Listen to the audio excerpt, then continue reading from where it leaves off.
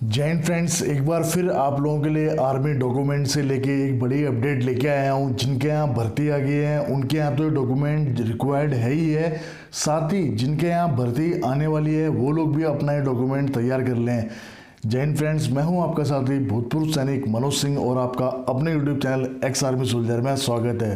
Friends, थोड़ा सा तबीयत खराब है और गले में थोड़ा प्रॉब्लम है, अगर आवाज़ साफ़ नहीं आ पा रही हो तो उसके लिए एडवांस में सॉरी।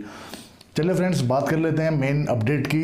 तो आज की वीडियो में हम बात करने वाले हैं आर्मी डॉक्यूमेंट के अनमेरिट सर्टिफिकेट की। यानी कि अभी आपको पता होगा कि बिहार में भर्ती चल रही है जिसके ऑनलाइन रजिस्ट्रेशन 16 दिसंबर से शुरू हो गए हैं मुजफ्फरनगर की।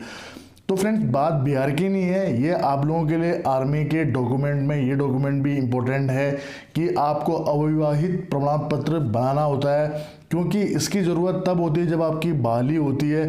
बहाली से पहले आपका ये डॉक्यूमेंट लगता है, तब जाके आपका डॉक्यूमेंटेशन का काम पूरा होता है। और दूसरी अपडेट है आपकी एनसीसी सी सर्टिफिकेट को लेके। फ्रेंड्स, आपको बताना चाहूँगा कि अभी बहुत सारा जो ये बिहार में भर्ती चल रही है, इस भले बात बिहार की कर रहा हूँ लेकिन बात पूरे देश की है। देश का मतलब ये है कि बहुत से बच्चे भी आए हैं एआरओ में और वो बोल रहे हैं कि हमारे फादर एक्स सर्विसमैन हैं या ऑन सर्विस हैं, तो हमें क्या एनसीसी सी सर्टिफिकेट का फ़ायदा प्लस एक्स सर्विसमैन दोनों का फ़ायदा हमें एक ही भर्ती में मिलेगा नहीं मिलेगा। तो पॉइंट टू पॉइंट मैं आप लोगों को ये चीज़ क्लियर करते रहूँगा। तो सबसे पहले बात कर लेते हैं फ्रेंड्स आपके अनमेरिट सर्टिफिकेट की कि ये कैसे बनता है, कहाँ बनता है और किस प्रकार का मान्य होगा, और इसको बनाने से पहले आप लोगों को क्या क्या सावधानी रखनी है। तो फ्रेंड्स, आपको बताना चाहूँगा अनमेरिट सर्टिफिकेट दो टाइप के होते हैं। यानी कि एक, या तो आप शहरी क्षेत्र में रहते हैं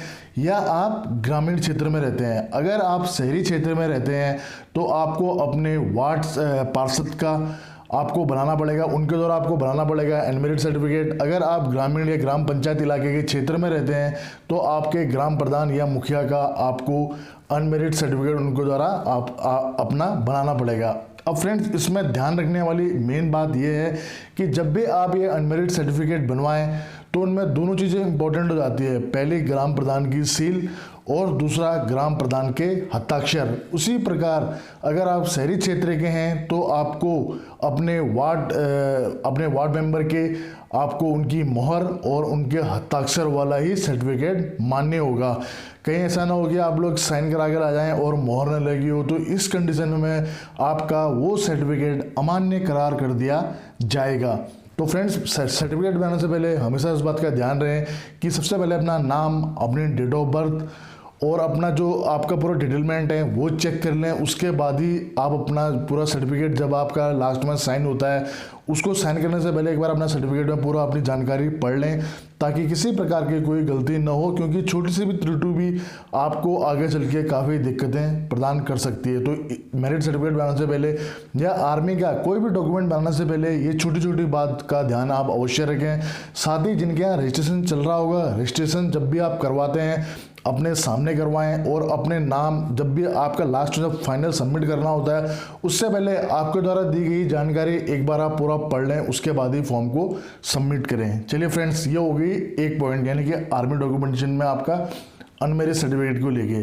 फ्रेंड्स, अब दूसरी बात करता हूँ मैं आपसे कि अभी बहुत सारे बच्चे एआरओ में, यानी कि जो मुजफ्फरनगर में चल रही है, वहाँ बहुत सारे बच्चे वहाँ एआरओ में आए हैं और उन्होंने भी ये चीज़ पॉइंट रखना चाहा कि सर हमको डबल बेनिफिट मिलेगा क्या, कि मान लिया जाए किसी के फादर सर्विस पर्सन है या एक्स सर्विसमैन है या वो वार विडोज के बच्चे हैं, तो इस केस में उनको क्या एनसीसी सी सर्टिफिकेट अगर वो होल्डर हैं तो उनको क्या एनसीसी सी सर्टिफिकेट का दोहरा फ़ायदा होगा। यानी कि एक तो उनको अपने फादर का जो एक्स सर्विसमैन कोटे का फ़ायदा और एनसीसी सी सर्टिफिकेट का यानी कि रिटर्न नहीं देने का फ़ायदा, इन दोनों फ़ायदों में से वो दोनों उनको मिल सकता है क्या। तो मैं आप लोगों को आपकी जानकारी के लिए बता दूं कि आपको इन दो फायदों में से सिर्फ आपको एक ही फ़ायदा मिलेगा।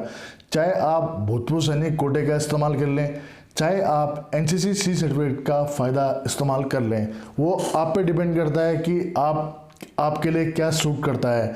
तो मेरी एडवाइस ये है कि मान लिया जाए किसी की हाइट कम है 1 सेंटीमीटर या 2 सेंटीमीटर, अगर यहाँ पर अगर आप रिलेशन का फ़ायदा लेना चाहेंगे तो वो समझदारी है। अगर आपकी हाइट 2 सेंटीमीटर कम है तो एनसीसी से सिर्फ आपको रिटर्न माफ़ है, इस बात का ध्यान रखिए कि एनसीसी सर्टिफिकेट से आपको सिर्फ जीडी और ट्रेड्समैन बस 2 ही ट्रेडों में आपको रिटर्न माफ है। बाकी ट्रेड के लिए आपको सिर्फ 15 नंबर का बोनस पॉइंट मिलता है। लेकिन यहीं पर अगर आपको चीज़ और क्लियर कर दूं, यहीं पर अगर आप एक्सर्विसमैन कोटे का फ़ायदा लेना चाहेंगे या सर्विस पर्सन का जो रिलेशन सर्टिफिकेट का फ़ायदा लेना चाहेंगे तो आपको हाइट से लेके चेस्ट में आपको छूट मिलती है। साथ ही आपको रिटर्न में 20 नंबर का बोनस पॉइंट भी मिलता है। आप जीडी या ट्रेड्समैन में ही नहीं, अदर ट्रेड्स में भी आपको 20 नंबर का बोनस मार्क मिलता है। तो आप तय कर सकते हैं कि आप कौन से क्राइटेरिया में फिट आ रहे हैं। तो जो जिनका जीडी और ट्रेड्समैन नहीं है, या जो मान लिया जाए जो नर्सिंग असिस्टेंट, टेक्निकल्स या एसकेटी में जो भी ट्राई कर रहे हैं, तो उनके लिए तो मैं यही कहना चाहूँगा कि वो यही चीज़ बेस्ट उनके लिए बेस्ट है कि वो एनसीसी सर्टिफिकेट का फ़ायदा न लेते हुए एक्सर्विसमैन कोटे को चुने, क्योंकि उससे आपको 20 नंबर मिल रहे हैं। एनसीसी सर्टिफिकेट से आपको 15 नंबर मिल रहे हैं, एनसीसी बी से आपको 10 नंबर मिलेंगे और एनसीसी ए से आपको 5 नंबर मिलेंगे। तो फ्रेंड्स, एनसीसी को लेकर मैंने पूरी वीडियो बनाई है, आपको लिंक डिस्क्रिप्शन में मिल जाएगा। लेकिन मैं आपको ये कहना चाहता हूँ कि अगर आपके फादर अगर आर्मी में हैं या एक्सर्विसमैन रह चुके हैं तो आप ज़्यादा बेनिफिट मुझे इसी में लगता है कि आप रिलेशन का फ़ायदा लें।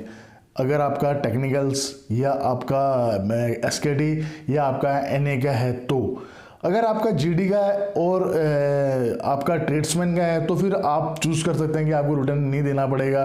तो इस सिचुएशन में आपके ऊपर में है कि आप क्या पसंद करते हैं। अगर आपकी हाइट ठीक है तो मुझे लगता है कि एनसीसी सर्टिफिकेट का आपको फ़ायदा लेना चाहिए। बाकी ये मैं नहीं कह रहा हूँ कि मैंने आप लोगों को बता दिया है कि क्या आपके लिए सही रहेगा क्या नहीं रहेगा। मैंने एक बस व्याख्या कर दी है। अब सोच विचार करना आपका काम है कि आपको किस सर्टिफिकेट का या रिलेशन सर्टिफिकेट का बेनिफिट लेना है, वो आप पे डिपेंड करता है। तो फ्रेंड्स, मेरे द्वारा जो ये जानकारी थी ये डॉक्यूमेंट से संबंधित जानकारी थी। और फ्रेंड्स, मैंने एक कम्युनिटी पोस्ट में पोस्ट डाला है, उसमें मैंने Q&A के लिए लिखा है। तो मेरी आपसे यही रिक्वेस्ट है, प्लीज़ भर्तियों से संबंधित उसमें कोई क्वेश्चन पूछें जो कि सबकी भलाई के लिए काम आए, ताकि मुझे उसको बताने में भी अच्छा लगे और बहुत सारे जो नए भर्ती में जा रहे हैं उनका भी एक मार्गदर्शन हो जाए। तो फ्रेंड्स, एक तो था ये, और दूसरा मैं अब जो नेक्स्ट वीडियो बनाऊंगा वो बनाऊंगा कि इंडियन आर्मी में कितने प्रकार के ट्रेड्स होते हैं, यानी कि ट्रेडमैन के ऊपर मैं खास कर जो आपका ट्रेड्समैन होता है 10th पास और 8th पास, उसके अंदर में कौन कौन से ट्रेड आते हैं, क्या उनकी योग्यताएं हैं, क्या उसमें ट्रेड आते हैं, और इन्फेंट्री ट्रेड्समैन और कोर ट्रेड्समैन में क्या अंतर होता है, प्रमोशन में, सैलरी में, आपको सारी चीज़ों की पूरी जानकारी दूंगा। तो फ्रेंड्स, मिलते हैं नेक्स्ट वीडियो में, तब तक दीजिए अपने भाई को इजाज़त।